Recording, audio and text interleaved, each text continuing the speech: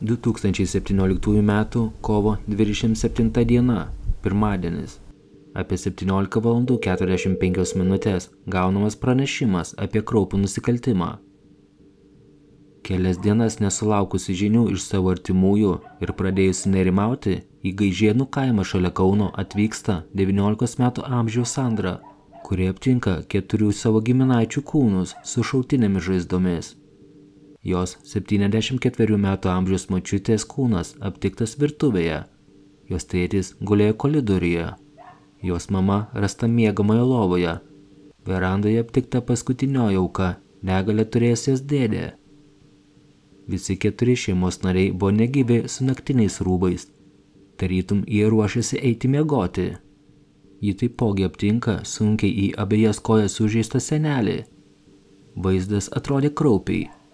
Atrodė, kad buvo specialiai taikytas į gyvybiškai svarbius organus, siekiant atimti jų gyvybės.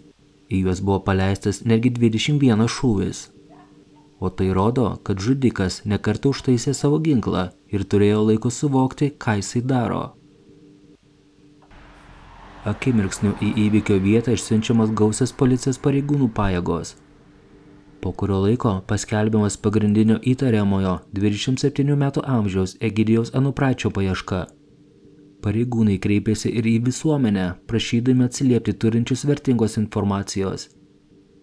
Jie teigia, kad Egidijus gali būti ginkluotas ir be galo pavojingas, todėl pastebėjus įtariamąjį, policija perspėja nebandyti jo sulaikyti, o informuoti policijos pareigūnus. Jo paieškai mestos didelės policijos pajėgos, vien įvykio vietoje ir prieigose pirmadienio vakarą dirba daugiau negu 50 policijos pareigūnų.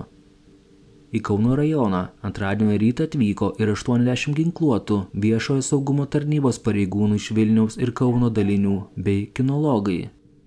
Į orą pakeltas ir pasieniečių sraigtasparnis. Buvo šukuojami miškai šalia nužudytųjų namų, kaip viena iš versijų buvo manoma, kad bėglys galėjo atimti savo gyvybę būtent šalimais buvusiame miške.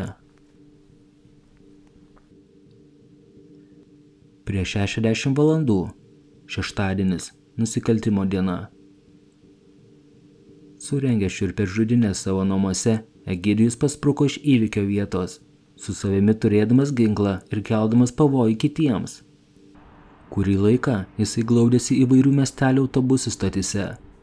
Tada ateis pirmadieniui atvyko į Marijampolę tarpmiestinį autobusu.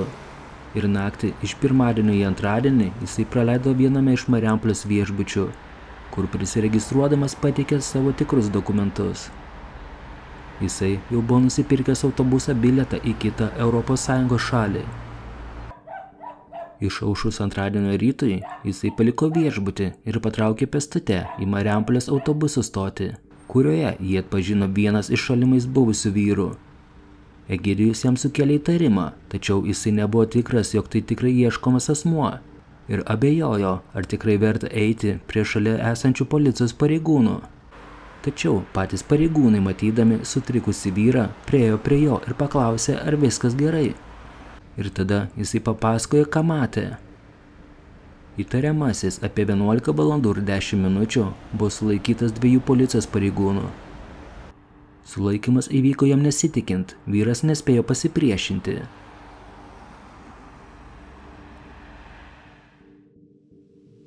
Tuo metu visoje Lietuvoje Egidijaus ieškojo pareigūnai, buvo paskelbta ir tarptautinė paieška. Egidijus buvo sulaikytas 3 mėnesiams. Vienintelis likęs gyvas žiaurių žudynių liudininkas, Egidijaus senelis, buvo paguldytas į ligoninę. Jo kojų traumas po tragedijos pavyko išgydyti, tačiau paūmėjo kitos lėtinės ligos. Manoma, jog jo patirtas stresas aptemdė senelio protą. Iki pat mirties jisai nesuvokė, kas atsitiko. Pareigūnai negalėjo apklausti šio svarbaus liudininko. Iš pradžių pensininkas buvo paguldytas į Kauno klinikas. Vėliau perkeltas į Vilkijos palaikomojo gydymo ir slaugos ligoninę. Čia taip ir nepapasakojęs, ką matė, savo namuose lemtingą kovo savaitgalio vakarą, po 2 mėnesių, Liepos 3-ąją, jisai mirė. Policijos pareigūnams kilo įtarimų dėl jo psichikos būklės ir buvo paskelbta psichiatrinė ekspertizė. Ir buvo nustatyta, kad Egidijus Anupraitis serga sunkia psichikos liga. Buvo atkreiptas dėmesys, kad Egidijus yra labai uždaras, nerodo emocijų, todėl buvo manoma, kad jisai gali simuliuoti ligą. Tačiau Egidijui būnant medikų priežiūroje jis nustojo miegoti, tapo baimingas, bijojo užmigti ir valgyti, ėmė girdėti balsus. Teismas įvertino Egidijaus veiksmus kaip itin pavojingus ir smurtinius. Jų metu panaudotas ginklas, nužudyti 4 asmenys, o 1 sunkiai sužalotas. Jis pats yra laikomas socialiai ypač pavojingu, jam taikytinos griežčiausias medicininio poveikio priemonės, stacionarus stebėjimas specializuotoje psichikos priežiūros įstaigoje, griežto stebėjimo sąlygomis. Teismas pripažino esant įrodyta, kad Egidijus Anupraitis, būdamas nepakaltinamu, nužudė savo artimuosius ir negali atsakyti už savo veiksmus. Jisai priverstinai gydomas Rokiškio psichiatrijos ligoninėje.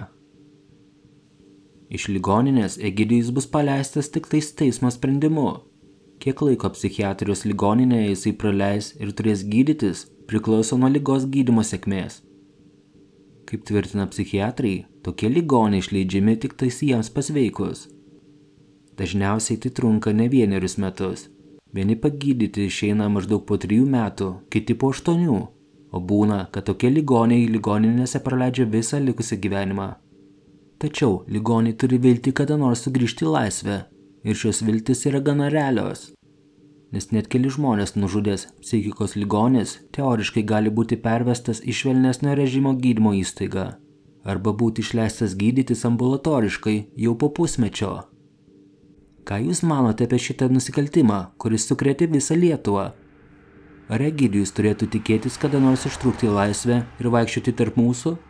Savo nuomonę galite palikti komentarų skiltyje. O dabar ačiū, kad žiūrėjote ir iki susitikimo kitame įdomiausios dokumentikos video. Patinka įdomioji dokumentika ir norite daugiau kokybiško turinio, ne tik apie mūsų supantį pasaulį, bet ir apie Lietuvos istoriją? Prisidėkite prie turinio kokybės gerinimo, mus paremdami per Contribui platformą. Nuorodas rasite po kiekvieno video aprašymo. Taipogi galite prisidėti per YouTube ačiū funkciją, pasirengdami paramos sumą. Jūsų palaikymas leistų mums tobulėti ir vystyti įvairiausių video projektus, tokius kaip Lietuvos miestų istorija. Pažinkime mūsų supantį pasaulį kartu su įdomiaja dokumentika.